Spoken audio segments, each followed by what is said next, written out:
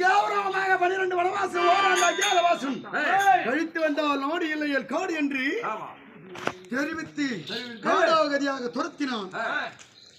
ஆனால் இன்றைய தினம் அண்ணவருடைய தோயாதி வந்து நாடு கேட்டவுடனே கொடுத்து விட்டானே இவனுக்கு முகத்திலே மீசை எதற்கு என்று தையல் என்று சொல்லக்கூடிய பெண்களானவர்கள் அவங்க எப்பேற்பட்டவங்க உட்கார்ந்தா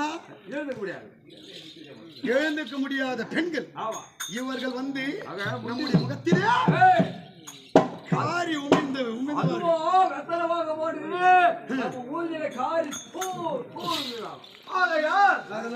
செம்பகவனத்துக்கு மலத்த காவல் புரிய வேண்டும். ஓ அப்படிப்பட்டலாமா? சரி சரி மாமா சரி. அதாவது அஸ்தினாபுரத்தினுடைய நுழைவு வாயில் இந்த செண்பகவனம். அஸ்தினாபுரத்துக்கு வர வேண்டும் என்றால் செண்பகவனத்தின் வழியாக வரணும். அந்த செண்பகவனத்துக்கு பலத்த காவல் போடி யாராயில் வந்தா உடனே அறிக்கை செய்ய வேணும்.